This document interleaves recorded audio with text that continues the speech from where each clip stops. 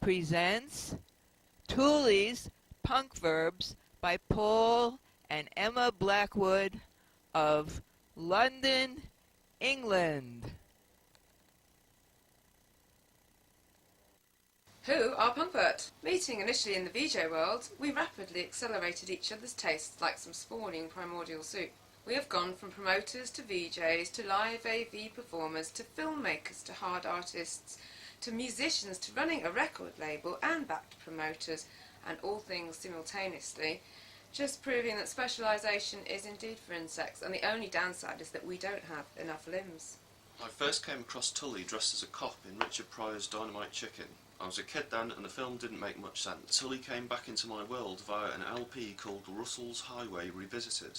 He did a cover of a track called Living in Hope, which sounded perfect in my grotty little bedsit in the city of Leeds. A couple of years back, while we were editing 402, a documentary on the execution of John Joe Amador, aka Ash, my grandmother died. I chose the music for my grandmother's funeral. We were looking around YouTube for Carpe Diem and came across Tuli's Perverbs. Happy, happy, joy, joy. It was wonderful seeing Tuli still going for it, still funny and still relevant to all the nonsense still going on Planet Terror. 402 was originally screened at Portobello Film Festival in London. We've been entering work to the festival for a good few years now, and in 2009 we did a one-off audio-visual event called Reality Check. We thought it would be reet good to include Tuli's Perverbs and got in touch with Thelma and Tuli to see if they would let us use it. We downloaded the clips from Tuli's YouTube page, and the fuzzy quality makes us feel like we are covertly broadcasting positive propaganda from agents to the free world from some unknown resistance network. If 1984 and Videodrome had a cocktail party at Roger Rabbit's house. We say enjoy, be happy, and much well wishes to Tuli, Thelma and their loved ones. Good evening, friends, or it might be morning, or daylight, or might be darkness where you're looking now, but here comes the light. This is about jokes. Lanny, my cooperator on this, said there were only two jokes. One, you're stupid. Two, I'm stupid. But Tuli said, we're all stupid.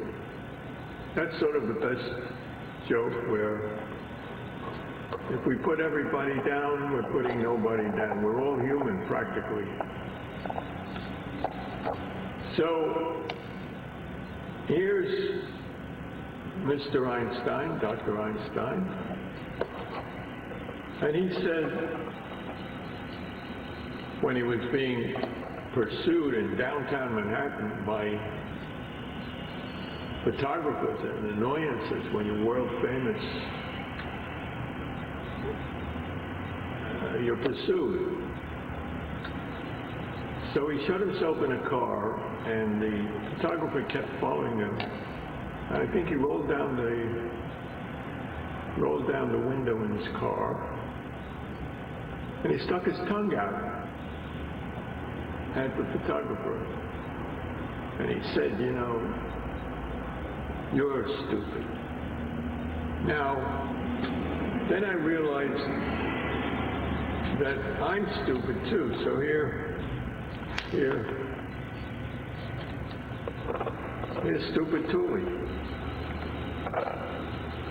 And then I found this photo here of a flash mob. This flash mobs like this pillow fight flash mob in downtown Toronto, oh Canada, are designed to surprise passers-by. And there was a worldwide pillow fight day. Worldwide Pillow Fight Day, or International Pillow Fight Day, was a pillow fight flash mob that took place on March 22, 2008. Over 25 cities around the globe participated in the first, quote, international flash mob, quote, which was the world's largest flash mob to date. According to the Wall Street Journal, over 5,000 participants participated in New York City.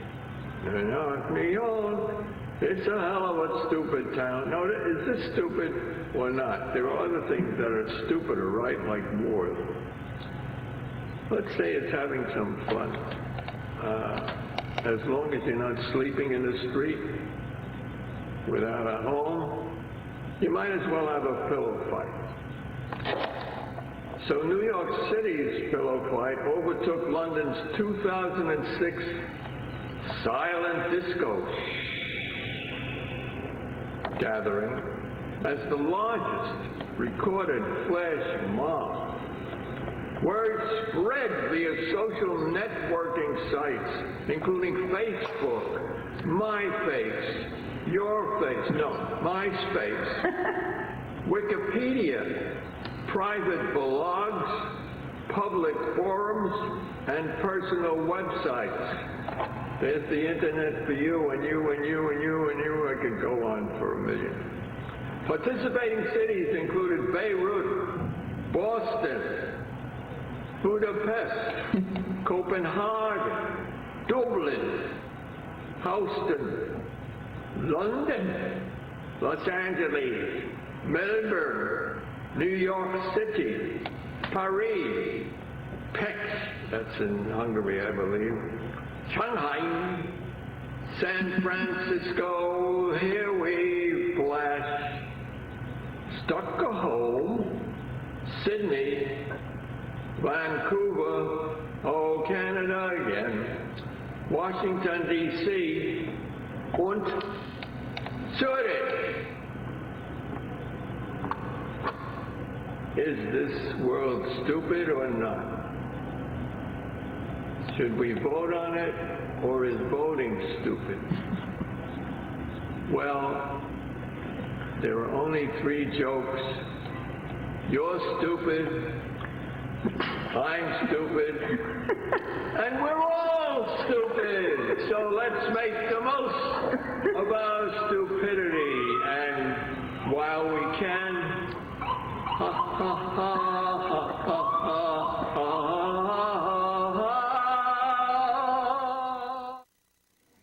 Armaments Fair to the tune of Scarborough Fair. Are you going to Armaments Fair? Martin Vickers, Krupp, and Lockheed. Remember me to one who deals there. Does he still sell the death we all here need?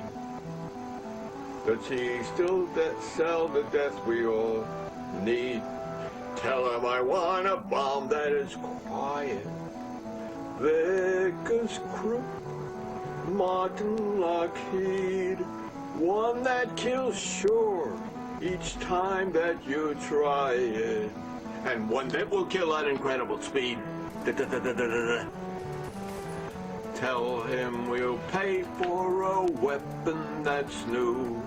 Krupp and Martin, Vickers, Lockheed, one that will kill both Arab and Jew.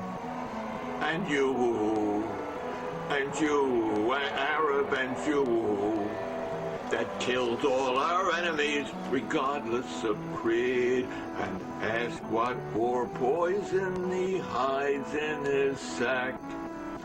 Martin, Vickers, Krupp, and Lockheed, one you send out can't ever be called back. Remember Agent Orange, eh? that kills all things living, destroys every seed, that kills all things living, destroys each last seed.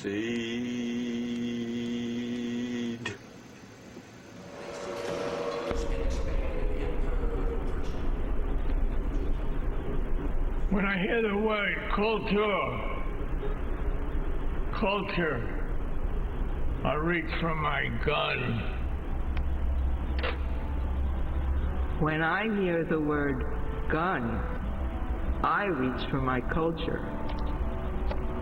Good. All right, now I'm gonna end with another song that we recorded, the Bugs recorded.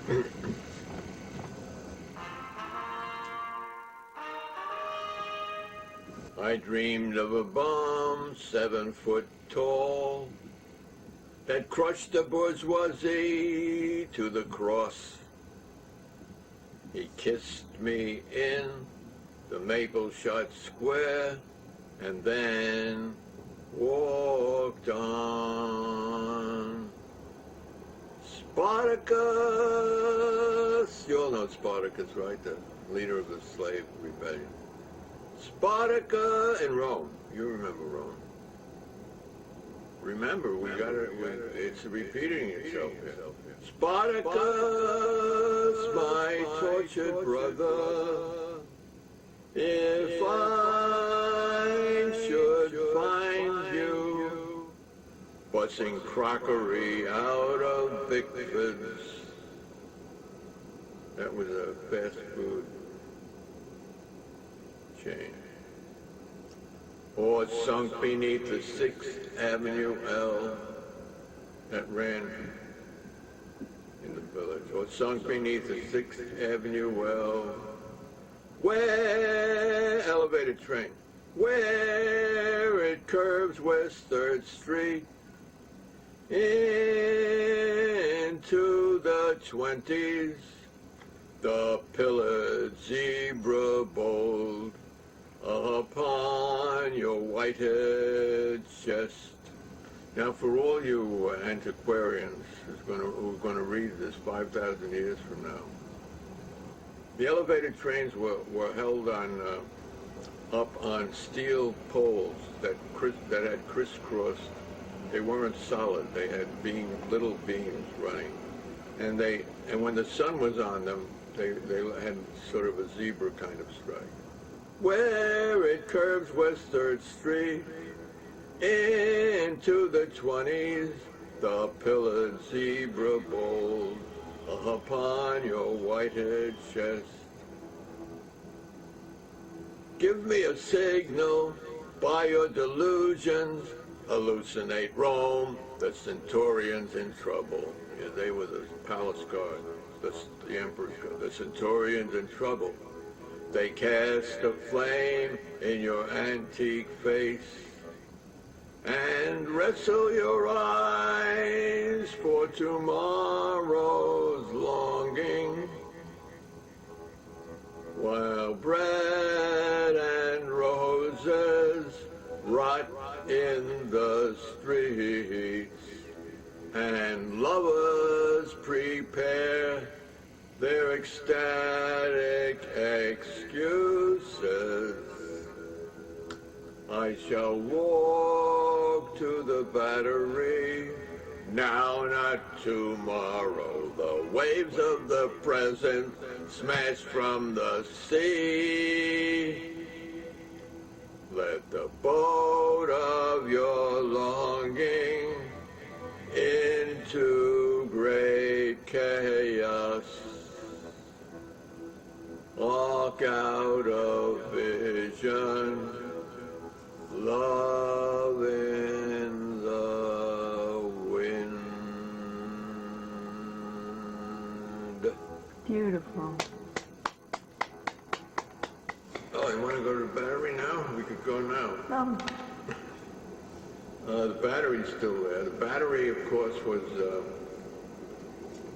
it's called the Battery because it was, there was a fort there that later became There was a fort there that later became Castle Garden, that later became the aquarium that my mother used to take me to when I was a kid. It's still there, the little roundhouse. And that's why it's called the Battery, because it had a battery of guns. And on the other opposite side of Governor's Island, which is a fake island, artificial island, there was another roundhouse that's still there. And they were supposed to stop the British in the War of 1812.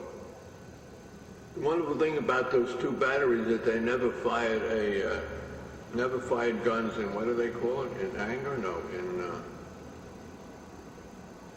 they were never fired, they were never used. So those are the best weapons that are never used. But of course, that money could have been used for some better purpose, just as today, what happens there? An American company makes munitions for the war in Iraq, and it destroys buildings in Iraq that are essential, like electric plants or, well, whatever those poor Iraqis need. And then they have to be rebuilt. So an American company, right, a minute, it'll only take a minute, but you'll be paying this for years. So an American company, Halliburton, goes and builds it up again. And I understand they're still building the embassy. That's the largest embassy in the world in the green zone, where no one can get killed, supposedly. And that's going to house 2,500 people. I don't know, maybe there'll be 2,500 Iraqi, they should have a big graveyard there, I think. But the Americans will build it, and you'll pay for it. So, you know, Bush will cut your taxes too, so your grandchildren can pay for it. Well, maybe by then, as all the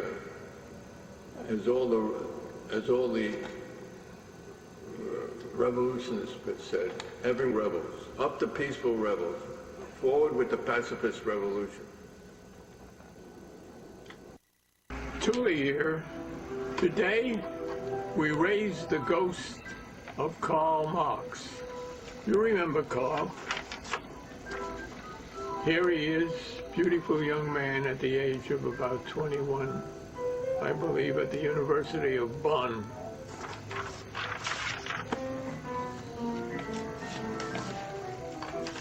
More mature, moved to England.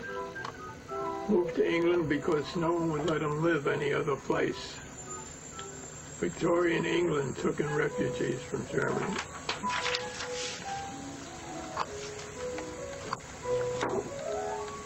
Trying to earn a living in England, not so easy for Karl. Ankles helped him out. He and Engels both played the guitar. They even sang bawdy songs, songs that we would consider quite innocent today. Karl, a year before he died of some lung condition, smoked too much, drank too much, bad boy.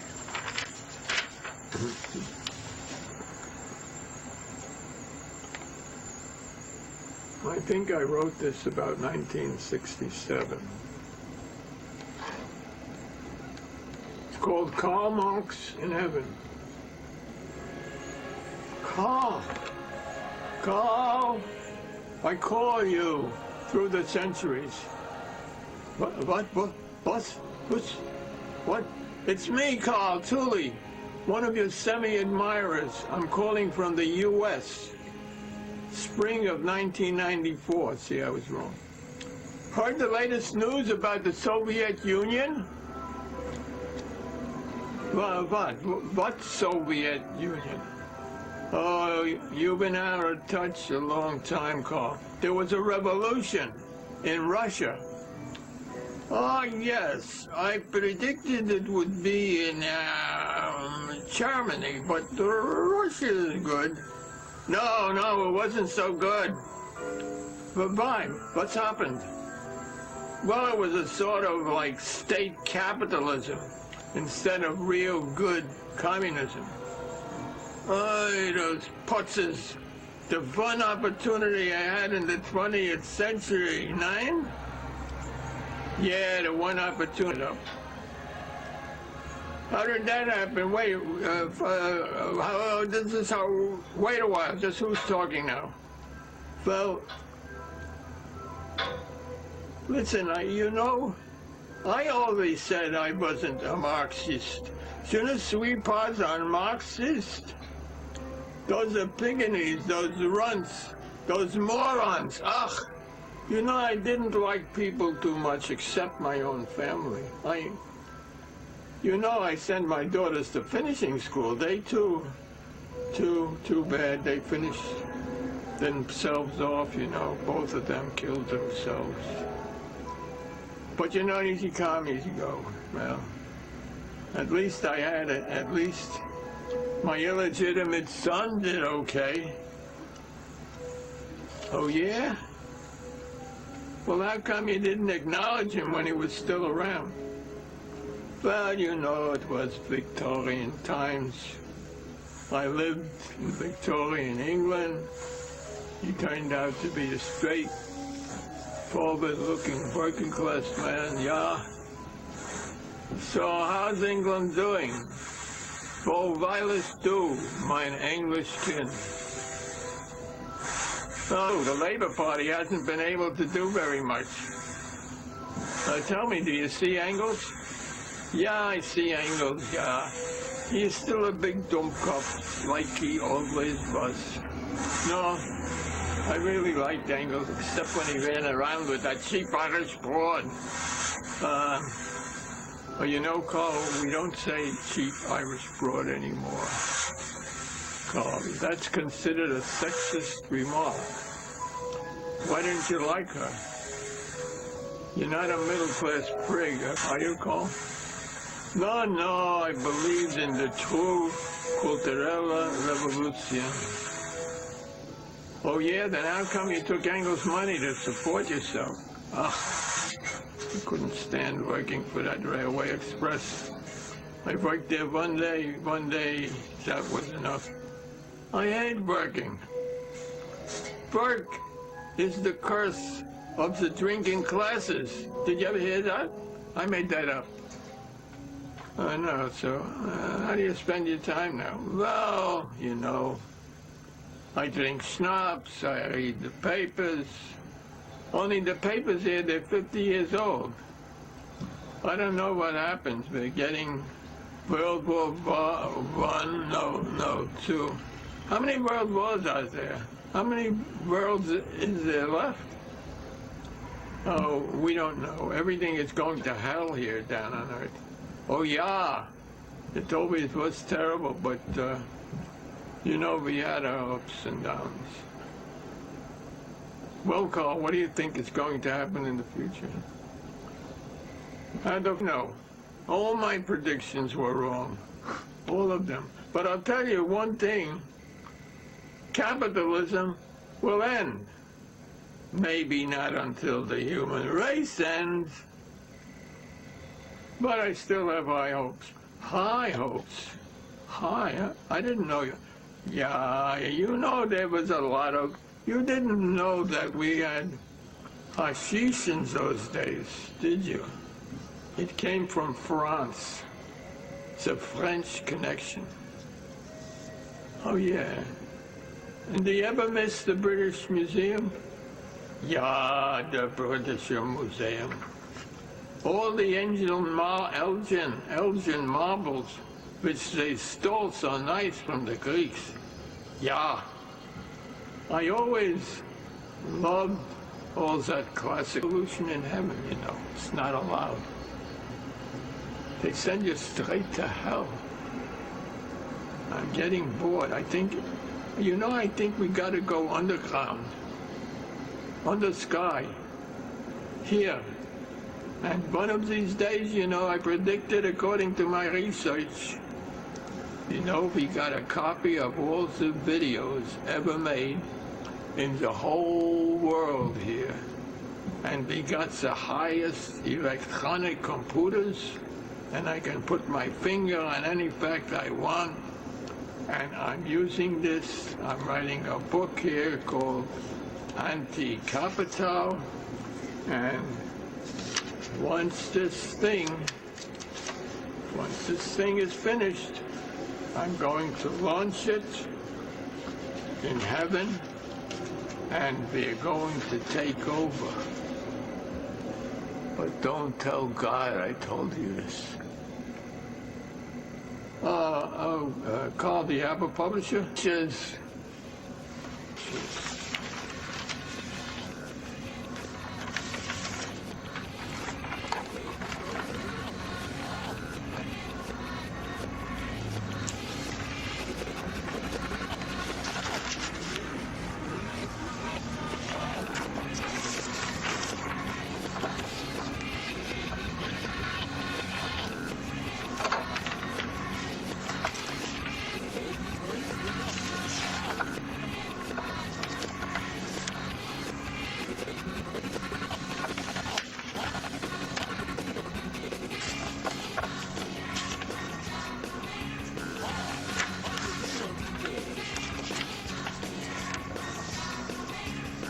Goodbye, Carl. See you later.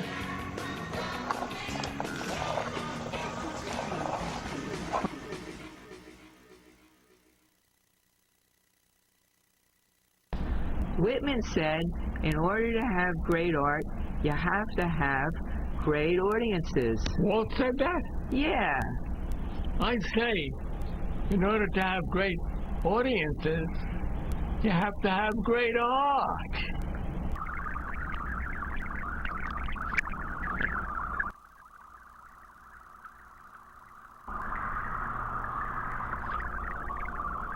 My country went to the Middle East and destroyed Iraq, but all I got was this lousy T-shirt.